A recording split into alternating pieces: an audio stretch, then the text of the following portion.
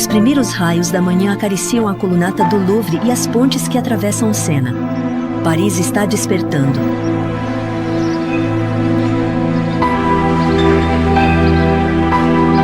As águas do rio refletem toda a história da cidade. Ao longo dos séculos, a cidade continuou crescendo em tamanho e beleza.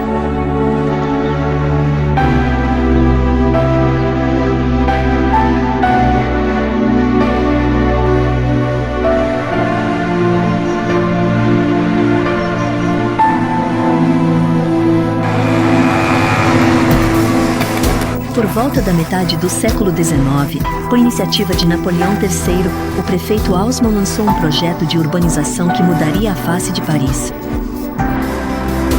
Os antigos bairros medievais deram lugar a largas avenidas ladeadas por prédios típicos de apartamentos de poucos andares. Paris tornou-se uma cidade moderna. A arquitetura de vidro e ferro transformou as paisagens urbanas e rurais. Barcos a vapor cruzavam o Sena, e os primeiros trens começavam a conquistar o interior. Apesar de a burguesia parisiense demonstrar grande ousadia nos assuntos econômicos, ela era insensível às inovações artísticas da época. A liberdade assusta. O que é testado e comprovado traz segurança. Naquela época, a pintura abordava temas mitológicos, religiosos e históricos. A pintura histórica era o principal gênero, e havia uma luta acirrada entre os pintores acadêmicos, que recebiam todas as honrarias, que ganhavam todos os troféus, e os pintores que na época eram chamados de naturalistas ou realistas, que tinham muito mais dificuldade para sobreviver, que encontravam dificuldade para serem aceitos nas exposições oficiais, os salões. Então, em 1853, houve uma grande revolução. Napoleão III, sob pressão dos artistas, foi obrigado a organizar um salão des réfugiés para que todos os pintores que não tinham sido admitidos nos salões oficiais tivessem, ainda assim, a oportunidade de mostrar seu trabalho ao público. O Almoço na Relva, de Edouard Manet, que, assim como milhares de outras obras, foi recusado no Salão Oficial de 1863, é agora considerado a pintura que marcou o nascimento da arte moderna. Uns sem disfarces de artifícios mitológicos, perspectiva falsa, a aura escura ao redor das figuras, a geração emergente de artistas rapidamente se uniu em torno dessa pintura e da revolta contra o academicismo.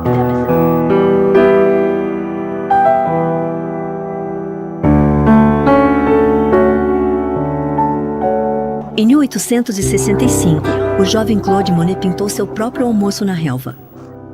Com suas pinceladas de cor pura, vermelha e azul, essa obra inovadora foi uma homenagem e talvez um desafio a Edouard Manet.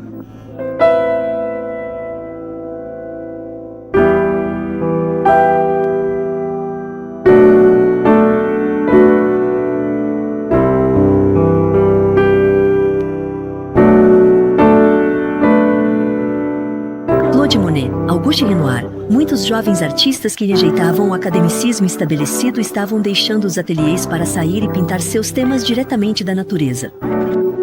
O impressionismo estava em ascensão. Esses impressionistas. Depende. Os impressionistas eram pintores que saíam em busca da natureza, que inventaram um novo gênero chamado paisagem, não para representar a natureza, mas para retratar a impressão, as sensações e sentimentos que a natureza despertava neles. Então eles pintavam coisas muito naturais, simples. As margens são as mesmas, florestas, matagais, o litoral.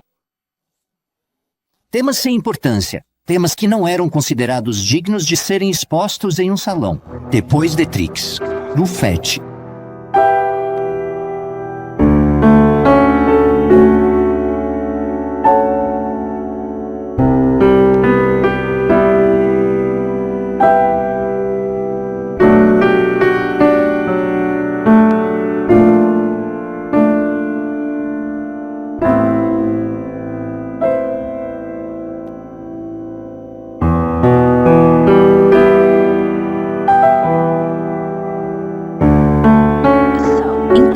No dia 15 de abril de 1874, nos estúdios do fotógrafo Nadar, os artistas recusados pelo Salão Oficial abriram sua exposição e o termo impressionismo escorreu da caneta ácida do crítico de arte Louis Leroy. Na época, esse termo incluía artistas como Renoir, Manet, Cézanne, Pissarro, Sisley e Gauguin. Os estilos deles eram todos radicalmente diferentes, mas o que tinham em comum era a determinação de mudar as convenções aceitas da pintura.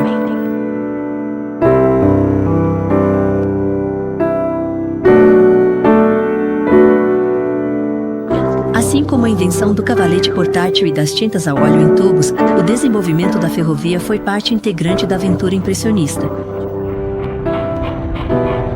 As imponentes estações de trem que estavam sendo erguidas em Paris tornaram-se símbolos da vida moderna e de um mundo em transformação.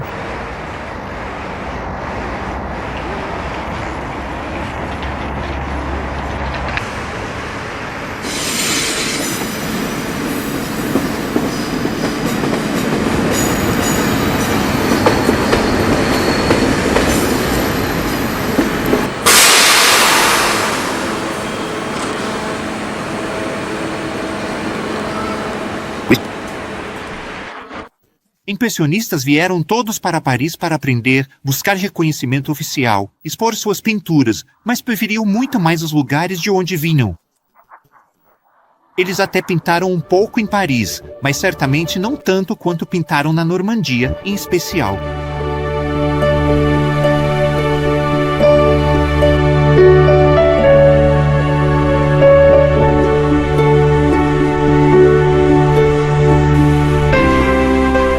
Vamos seguir pelo Sena, uma artéria natural entre Paris e a Normandia, e uma viagem pelo berço do impressionismo. Estamos indo em direção a Vernon, nossa primeira parada.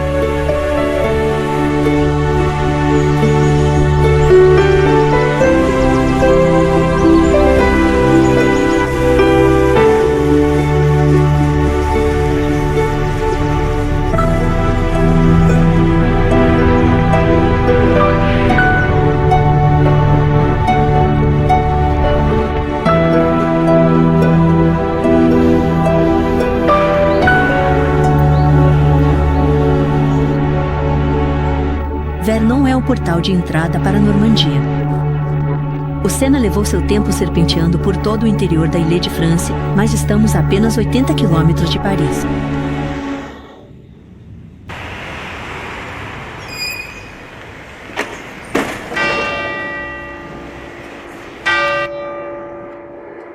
A igreja de Notre-Dame, várias casas em Chaillot encantadoras, a história de Vernon remonta à Idade Média.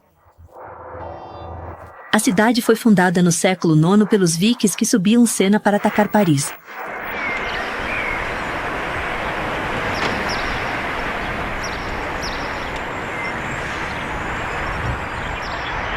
Mas é na margem oposta do Sena que vamos retomar o fio da nossa viagem em Giverny, um dos pontos centrais do impressionismo.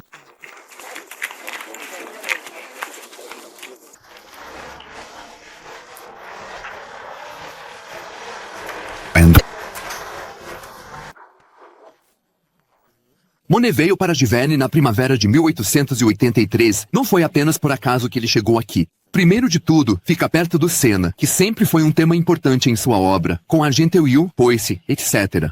E ele já tinha notado esse lugar em suas viagens, então decidiu, é para lá que eu vou. Então ele pegou o trem para Poissy, e desceu na cidade de Vernon. Ele viu uma casa em Vernon de que gostou muito e sonhava em poder alugá-la. Mas o aluguel era caro e o quintal era pequeno demais, então ele atravessou o Sena pela ponte pequena, que na época era considerada uma ponte grande, e, ao sair da ponte, virou à direita em direção a Giverny. Ele entrou em um café chamado Café Épicerie Baldi. Ele pergunta ao homem atrás do balcão: "Senhor, há alguma casa para alugar na vila?" Barman fala: "Saint-Jean está se aposentando. Procura alugar a fazenda dele. Fale com ele, ele explica a Monet como chegar lá." Monet vai à casa de Saint-Jean e conversa com ele. Eles chegam a um acordo. Saint-Jean pergunta: "Que tipo de cultivo você pretende fazer?" Monet responde: "Flores, claro." E Saint-Jean diz que você não pode ganhar a vida cultivando flores. Uma criança não ganha a vida com flores.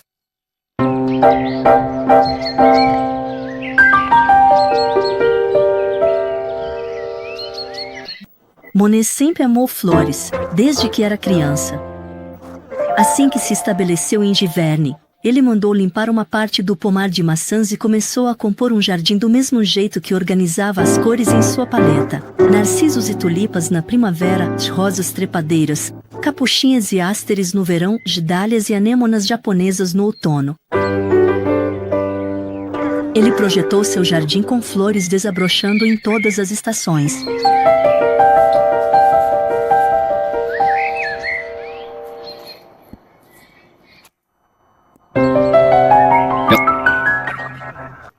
Como era um dia típico na casa de Monet. Vale notar que, por muito tempo, a casa de Monet era quase como um acampamento de verão. Sempre havia pelo menos 8 crianças, amigos das crianças, pais, amigos de Monet, Rodin, Sacha Guitry, que era convidado frequente para o almoço, muitas vezes às segundas-feiras. Clemestial vinha passar o fim de semana. Montaram uma cozinha grande para alimentar essa turma de campistas felizes, essa tribo. Havia uma sala de jantar grande que Monet iluminou, pintando-a em 2 tons de amarelo. O mesmo com a cozinha, que ele pintou em 2 tons de azul.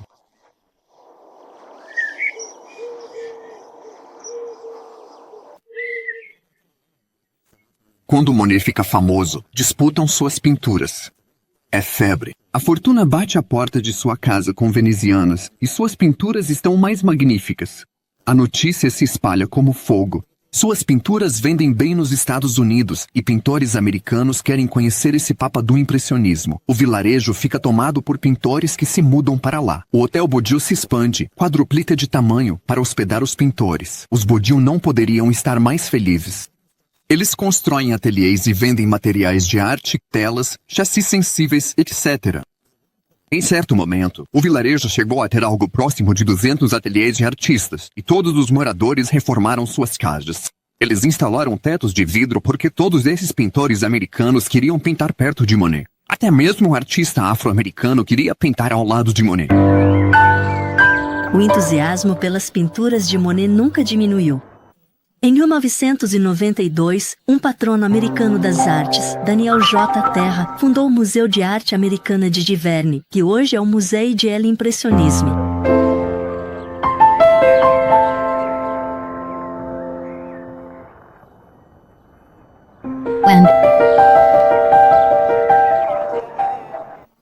Vim a Giverny pela primeira vez. Senti que estava realmente no berço duplo e do início do impressionismo. Imediatamente, pensei que o que explicava a intensa presença do impressionismo em torno de Giverny era, claro, o Sena, que fica tão perto.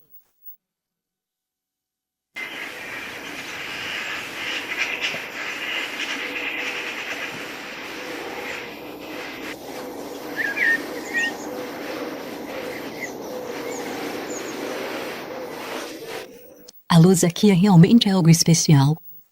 O céu que muda rapidamente, os efeitos lindíssimos da luz. Todos esses elementos obviamente atraíram os impressionistas, que, no início, preferiam uma luz muito delicada, prateada e imutável, que é exatamente a luz do Sena na região da Île-de-France e também na Normandia.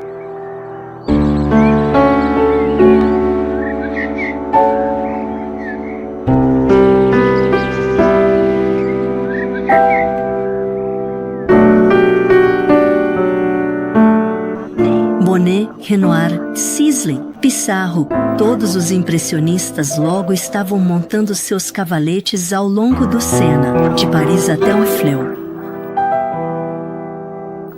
Argenteuil, Château, Bougival, Courbevoie, esses subúrbios de Paris, nos arredores da cidade, ainda eram bastante rurais no final do século XIX.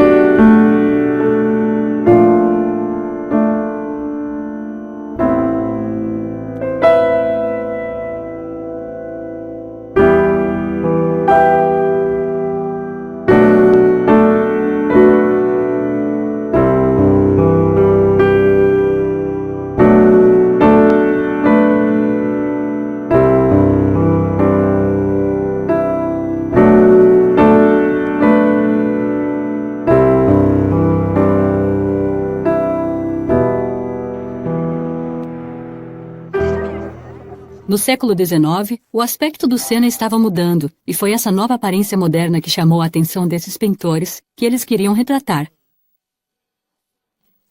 Era a época em que a industrialização começava a deixar sua marca, a ferrovia estava se espalhando, tornando possível viajar, mas ao mesmo tempo mudando a paisagem. Cada vez mais pontes eram construídas, feitas de metal, pareciam enormes torres Eiffel horizontais, e os artistas naturalmente ficavam fascinados por elas. As barcaças que passavam pelo rio, movidas a vapor, representavam uma nova forma de energia. Todos esses elementos que agora nos parecem tão antiquados eram muito modernos para certas pessoas naquela época.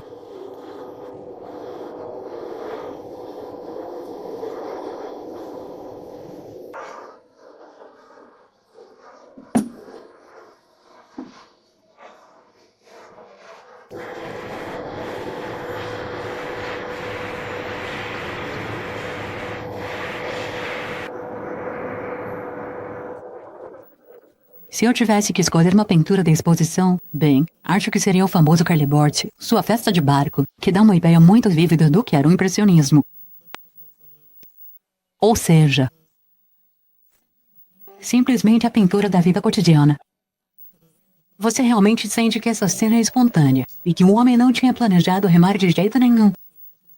Porque ele não está nem um pouco vestido para a ocasião.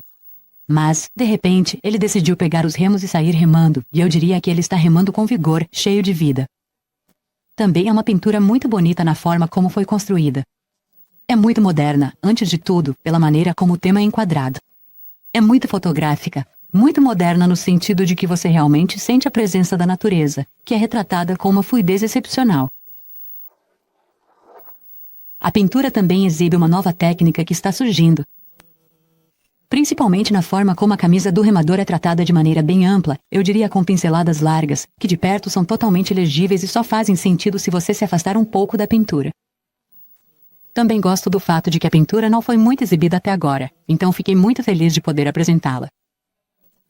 É uma pintura que realmente diz muito sobre a nova civilização que estava se formando, e também sobre esse novo gênero de pintura que a acompanha.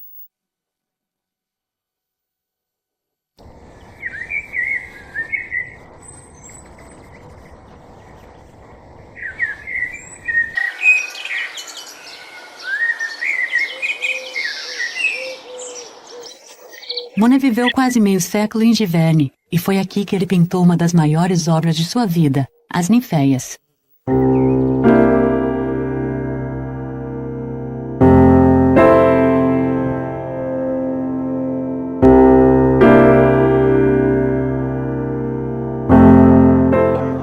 Em 1927, apenas alguns meses após a morte de Monet, as ninféias foram apresentadas em duas vastas salas elípticas no Musée de l'Orangerie, em Paris. Com 2 metros de altura e quase 100 metros de comprimento, as ninféias, nas próprias palavras de Monet, foram feitas para dar a ilusão de um buraco infinito de água, sem horizonte ou margem.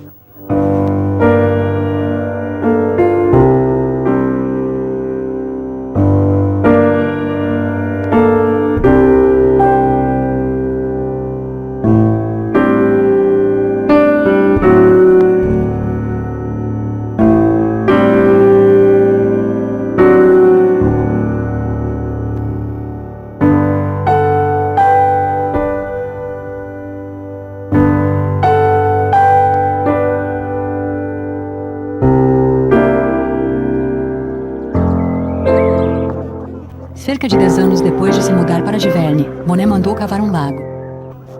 Era alimentado pelo rio Epetée, e ele o adornou com uma grande variedade de nenúfares.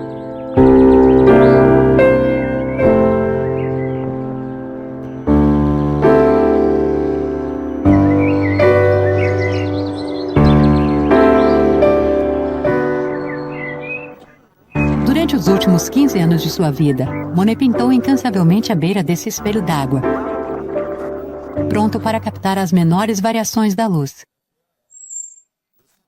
Há algo muito especial sobre o Lago das Ninféias. Ele foi projetado como um ateliê de artista. Tudo foi pensado com antecedência. Monet montava seu cavalete e o destaque era a luz. E o jogo, e as interações entre os elementos da margem e também aqueles na água. Ele planejou de forma que a luz passando por baixo da ponte japonesa, que é uma ponte em arco, penetrasse na área sombreada e iluminasse a sombra para criar o contraste entre claro e escuro, e foi assim que o relevo foi criado.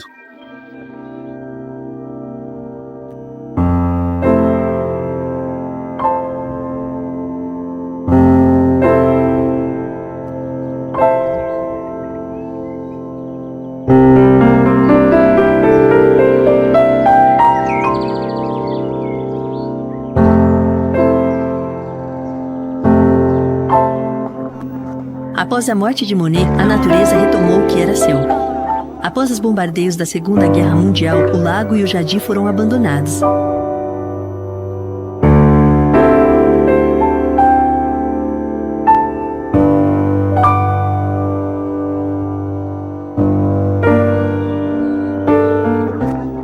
Só em 1976 que Gerald van der Kamp, ex-curador de Versalhes, chamou Gilbert Vallée para restaurar o jardim e o Lago das Ninféias ao esplendor da época de Monet. Há mais de 30 anos, Gilbert Vallée mantém vivos os sonhos do famoso pintor jardineiro, um feito artístico por si só.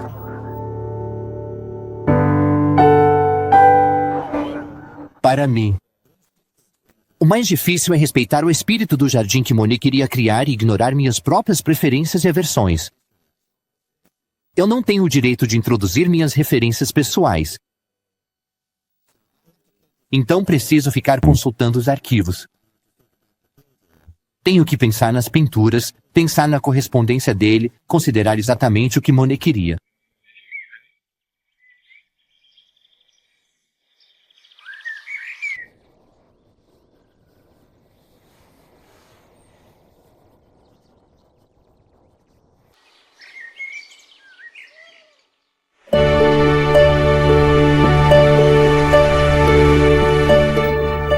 Deixamos de Verne e seguimos nossa viagem pelo Sena rumo ao coração da Normandia.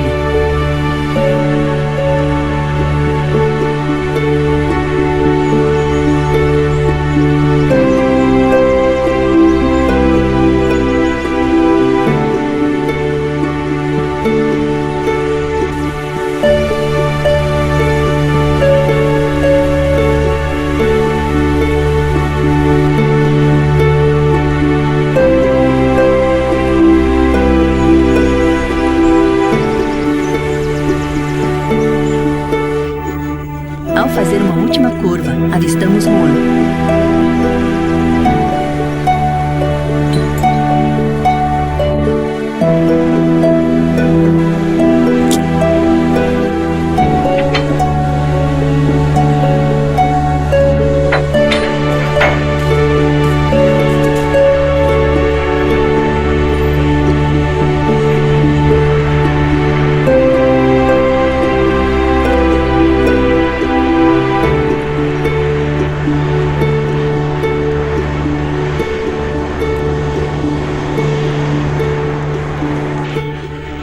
Rouen é tão bonita quanto Veneza.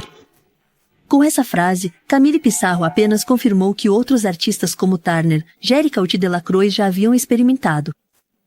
Ao descobrir a capital da Normandia,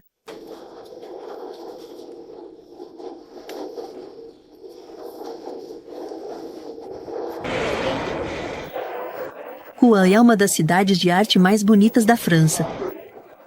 Durante toda a Idade Média e o Renascimento, ela se expandiu e ficou ainda mais bela graças à próspera indústria têxtil e ao seu porto comercial.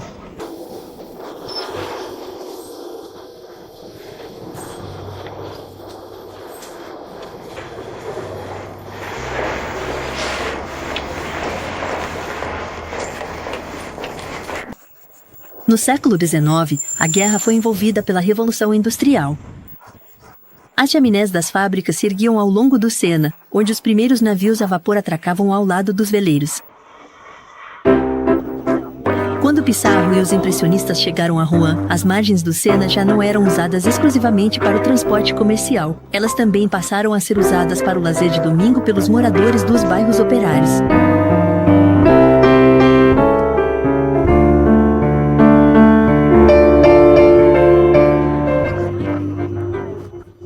O surpreendente do século XIX é que todas as atividades que aconteciam no rio, todas ao mesmo tempo, funcionavam de maneira bastante harmoniosa. Havia o vai e vem das barcaças no rio. E também havia pessoas passeando de barco para lazer no rio. E o que fica evidente é que essas pessoas vinham para aproveitar a água, já tentando se afastar da cidade.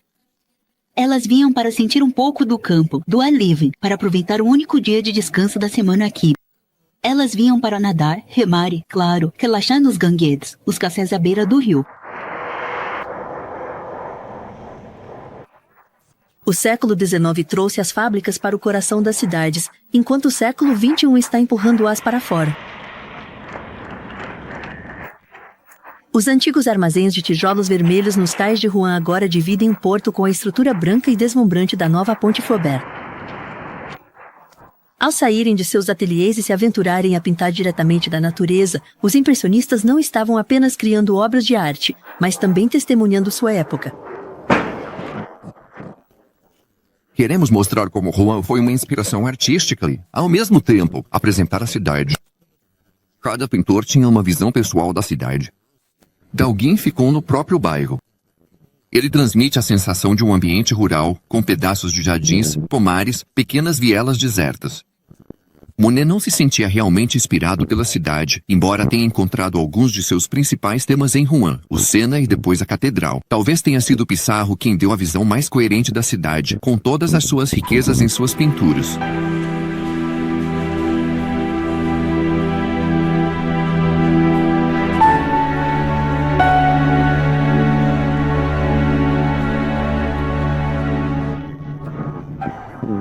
Você realmente sente que ele capturou a alma de Rouen, essa cidade industrial. Ele focou na margem esquerda com suas fábricas, que também era uma das características particulares da cidade. Era uma grande cidade industrial cheia de trabalhadores. Os pintores se inspiraram nisso porque tinham uma consciência social muito forte desse aspecto moderno, ou seja, uma nova visão de mundo. Eles não estão mais pintando apenas os nobres e a burguesia. Agora eles se sentem atraídos pelo mundo dos trabalhadores, e tudo isso aparece nas pinturas.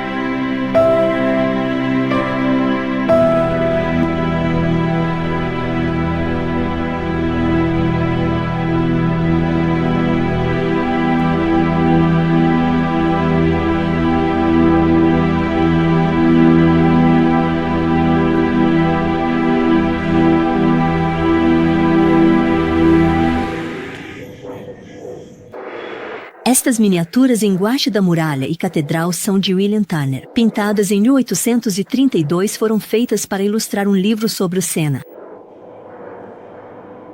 Estas aquarelas líricas e misteriosas são prova do talento inovador de Tanner e confirmam o quanto a impressionante figura da Catedral de Notre Dame foi uma inspiração para os pintores.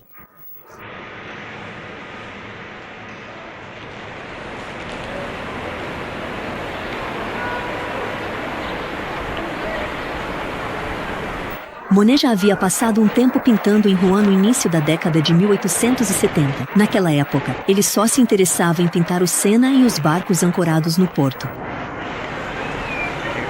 Em 1892, ao visitar seu irmão Léon, ele redescobriu a catedral. Ele ficou tão obcecado pela imponente fachada de pedra que começou a pintar imediatamente, no mês de fevereiro. Existe um grande mistério em torno da série de catedrais de Monet. Sabemos que foi no início da década de 1890 que ele pensou pela primeira vez em fazer séries, observando um tema e dissolvendo-o em luz e cor. Antes da catedral, ele já havia feito séries sobre montes de feno, sobre choupos. Então, por que ele voltou para Rouen? Claro, ele tinha conexões aqui, conhecidos, família. Ele tinha um convite aberto de um grande colecionador daqui, mas não era a cidade que o interessava. Ele encontrou seu tema em parte por acaso. E também porque, quando voltou e viu novamente a fachada, essa fachada tão intrincada e ornamentada da Catedral de Rouen, que é algo muito especial, ele deve ter pensado que era um tema que correspondia ao que ele estava em processo de descobrir. E ele sabia que estava prestes a criar algo totalmente novo na pintura, essa ideia de negligenciar completamente o tema. E ele escolheu especificamente um tema muito bonito, tão típico, reconhecível à primeira vista, uma catedral magnífica, mas que se torna uma simples massa em suas pinturas, que reflete a luz, a hora do dia, a estação do ano. É quase como se fosse desacralizada. Já não é mais uma catedral, é uma espécie de forma. E isso, claro, antecipa a pintura abstrata, como já foi frequentemente observado.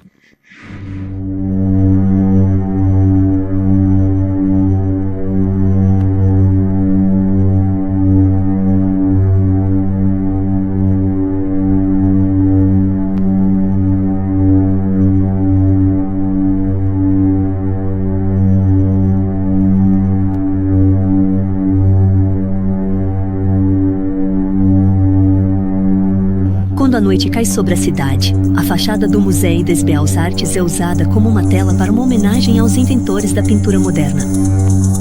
Um panorama virtual de obras-primas universais, ou uma impressão delas.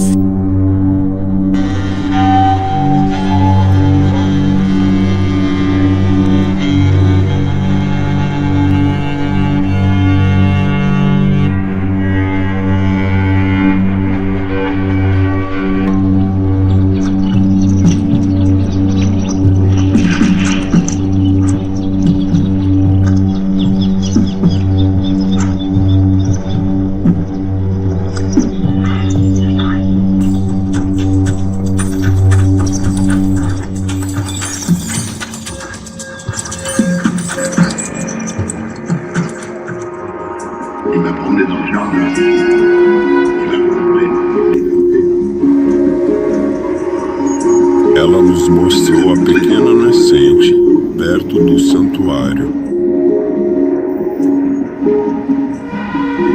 No quarto dela, ela as fez crescer, e então subimos até as estrelas.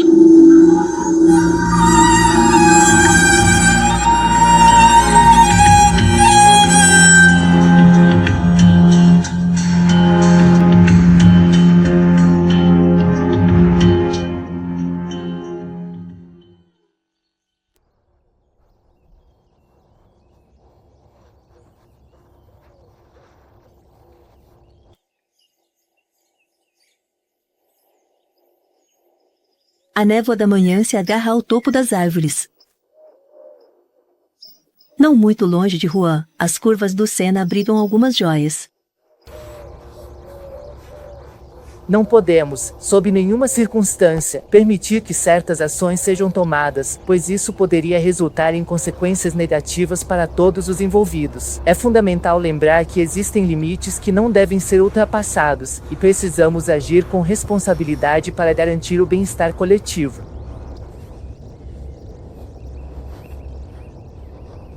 Não dá para levar para casa. Não, é maravilhoso vê-las no... Os proprietários do Solar Village abriram sua casa para quem quiser visitá-la. E você vê isso. Não sei se você poderia cortar algo grande.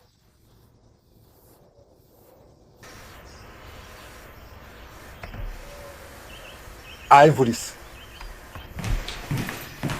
Em um dos salões, eles montaram uma pequena exposição mostrando como a nobreza normanda vivia em meio a pinturas na época dos impressionistas. Simplesmente colocamos as pinturas em uma casa que estava mobiliada e habitada, recolocando-as como eram antigamente. Use, como pode, feira ali porta tabu. Naquela época, quando você comprava um quadro, colocava-o sob uma mesa, pendurava-o na parede. Agora, claro, para esta exposição, tivemos que remover vários retratos de família para dar lugar às pinturas, como estas aqui ao meu lado e atrás de mim. Atrás de mim. Mas naquela época, um quadro chamava sua atenção. Se você possuía um quadro, colocava-o em um cavalete ou pendurava-o na parede, ou então o deixava sob uma mesa. Você convivia com ele.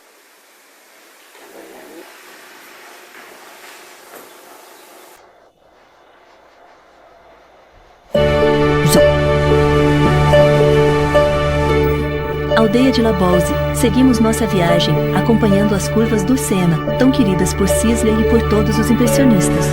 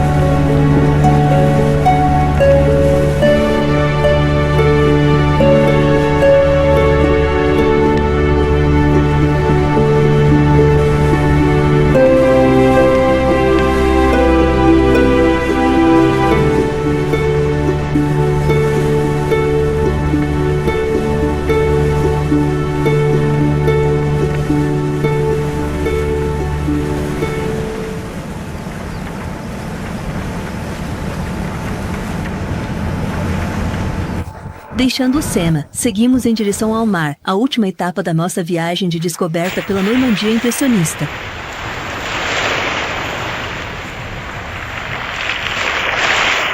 Já no início do século XIX, Corot e alguns pintores de paisagem haviam passado uma temporada em Le Havre. Mas foram Boudin, Jonquindin e, mais tarde, Monet, que demonstraram um interesse especial pelo estuário do Sena, onde a água e o céu se misturam para dar origem à luz incomparável da Normandia. Le Havre foi completamente arrasada durante a Segunda Guerra Mundial. A reconstrução foi iniciada em 1945 pelo arquiteto Auguste Perret. Nesta cidade, o concreto reina absoluto, e não resta nada dos antigos bairros onde Boudin e Monet passaram parte de sua infância.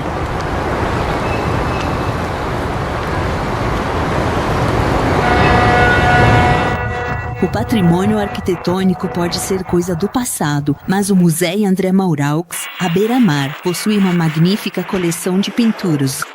Em Le Havre, havia um certo número de grandes colecionadores que começaram a colecionar na década de 1890 e que queriam os grandes nomes do impressionismo em suas coleções.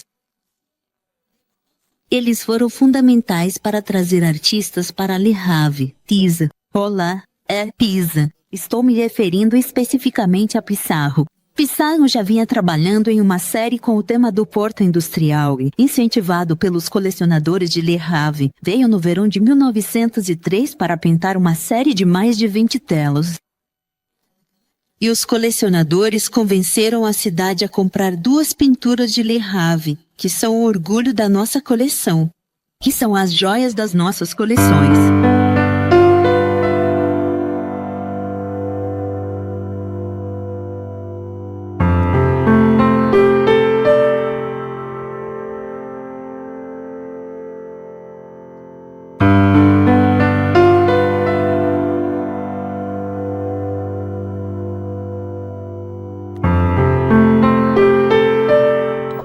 Olivier Sain, um comerciante de algodão, era o mais conhecido dos colecionadores de arte de Le Havre.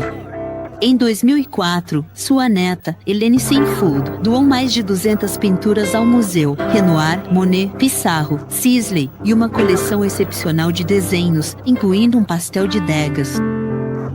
Assim, o Museu Mauraux, situado na cidade portuária de Le Havre, na região da Normandia, no norte da França, é hoje reconhecido internacionalmente como um dos principais museus dedicados ao impressionismo. Fundado em 1961 e nomeado em homenagem ao escritor e ministro da cultura francês André Mauraux, o museu abriga uma das mais importantes coleções públicas de obras impressionistas fora de Paris. Seu acervo reúne pinturas, esculturas e gravuras de artistas renomados como Claude Monet, Eugène Boudin, Camille Pissarro e outros mestres do movimento. O edifício moderno, com fachada de vidro voltada para o mar, proporciona uma experiência única aos visitantes, permitindo que a luz natural valorize as cores das obras expostas. Além da coleção exposição permanente, o Museu Mauraux organiza exposições temporárias e atividades culturais, consolidando-se como um centro de referência para o estudo e apreciação do impressionismo. Dessa forma, o museu desempenha um papel fundamental na preservação e divulgação desse importante movimento artístico, atraindo anualmente milhares de visitantes interessados em conhecer de perto a riqueza do impressionismo francês. Acho que você pode dizer isso. Lê. A paisagem e a luz do cenário são elementos muito importantes nas obras aqui do nosso museu. O mais impressionante é que você ainda pode ver a paisagem, o litoral, o vai e vem dos barcos, a luz. Esses são os elementos que os artistas impressionistas vieram buscar aqui na costa da Normandia e que você pode reconhecer ao observar as obras expostas aqui.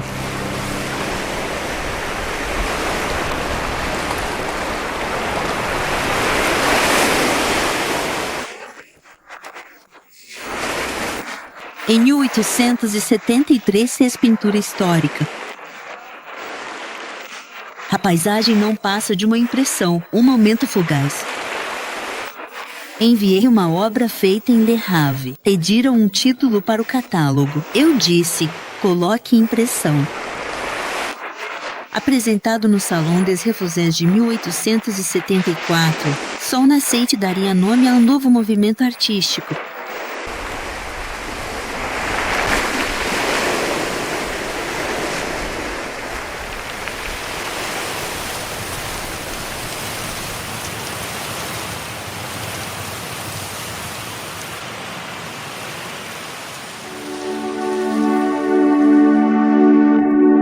A viagem em Paris está chegando ao fim. Deixamos Le Havre e atravessamos o estuário do Sena-Honfleur.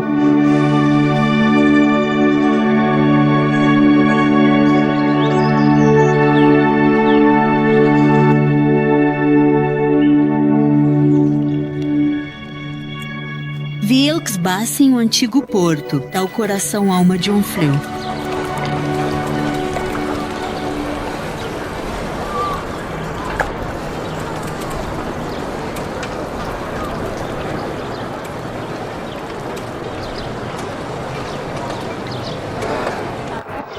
O Cais Sainte-Catherine, ladeado por impressionantes casas altas e estreitas com fachadas prateadas, já foi palco das cantigas marítimas dos marinheiros partindo para a Terra Nova, das vozes ásperas dos corsários contando suas façanhas e do som das caixas carregadas de especiarias indonésias sendo depositadas no calçamento.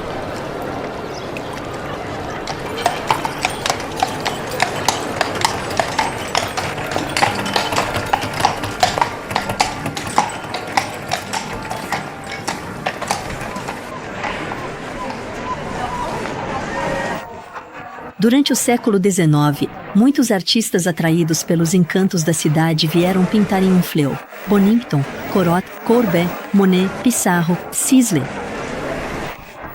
Mas foi John Kendi, e ainda mais Boldin, que deram a Honfleur seu lugar na história do impressionismo.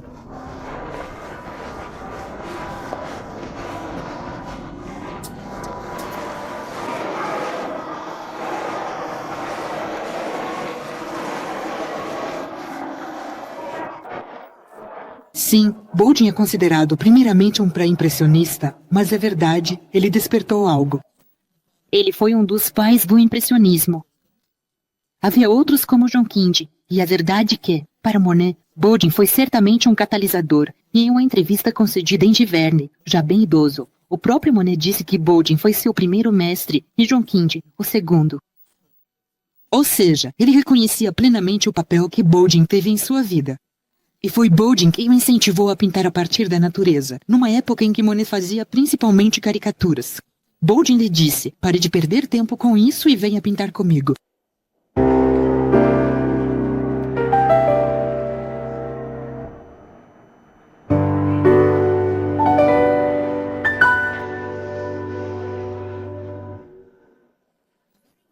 Uma característica muito marcante de Boldin é a recorrência dos mesmos temas. Quando a ferrovia foi estendida até as praias, ele simplesmente mudou as figuras. Ele tirou os pescadores e colocou os burgueses passeando pela praia das recém-construídas cidades de Deauville e Trouville. 13 euros. Sobre essa pintura de costumes, o crítico disse: "Você está fazendo pintura comercial." E ele respondeu: "Olha, os pescadores, os trabalhadores têm seus pintores. Por que os burgueses não poderiam ter? Eles também descansam depois de uma semana de trabalho. Nuvens, praias, os portos." A obsessão de Bodin é, na verdade, a luz. E essa obsessão pela luz e pelo efêmero são características tipicamente impressionistas. Já nas primeiras pinturas, dá para perceber pela forma como ele trabalha os céus, por exemplo. E com as praias, acontece a mesma coisa. Então, na verdade, o que interessa a ele é a interpretação do movimento e da luz. É por isso que as praias dele são tão bonitas, porque o ar circula como nas suas aquarelas. Quando você compara com as cenas de praia de alguns de seus contemporâneos, que às vezes parecem um pouco rígidas, as de Bodin são cheias de movimento, e você tem a impressão de que as figuras estão vivas. Isso se deve às pinceladas, que são fragmentadas e dão um efeito meio desfocado. E então ele sempre trabalha em meios tons com toques de cor, um tratamento bem normando das praias, com cinzas, beges, preto, e aí aparecem destaques em vermelho vivo, azul e amarelo.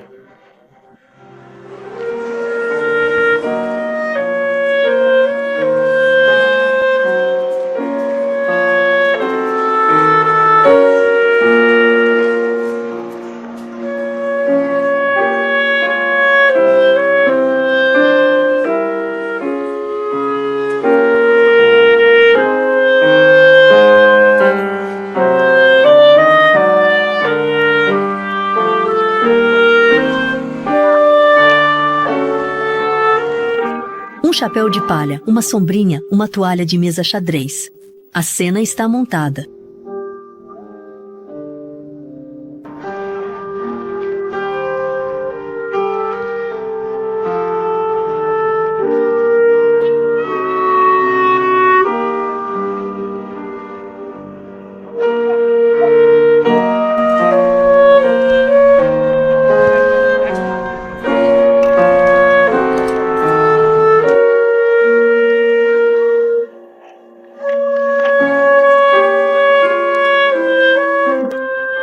Este piquenique em grupo é uma referência divertida ao Almoço na Relva, de Edouard Manet, mas também é uma homenagem sincera aos impressionistas. Almoço na Relva, ou pintar ao ar livre diretamente do motivo, ambos são expressões do mesmo desejo de voltar à natureza.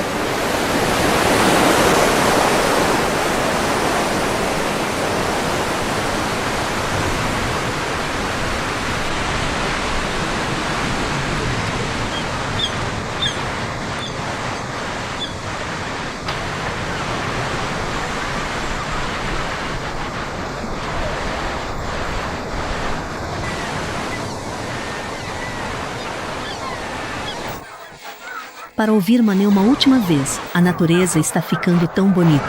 Está ficando amarela. Está se tornando tão variada. É simplesmente maravilhoso.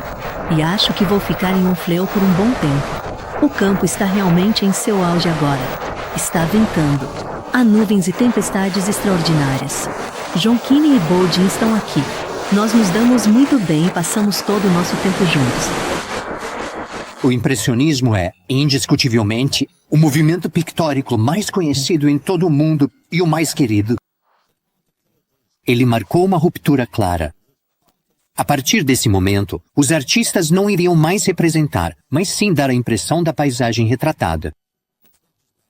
Não é por acaso que Monet usou a palavra impressão no título de uma de suas telas de Le Havre na Névoa.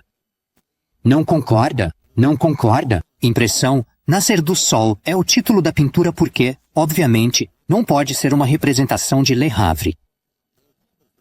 O importante é a impressão que a cena provocou no pintor.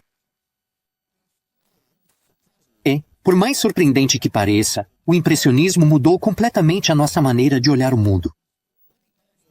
Quando as primeiras pinturas impressionistas foram exibidas, as pessoas caíram na risada. Você não pode estar falando sério. Parece uma pintura de criança. Não é melhor do que borrões descuidados. As sombras são coloridas. Quem já ouviu falar de sombras roxas? Então aprendemos a olhar para as paisagens do jeito que os impressionistas as representavam. E agora todo mundo acha isso supernatural. Isso mostra que foi completamente assimilado à nossa maneira de enxergar o mundo.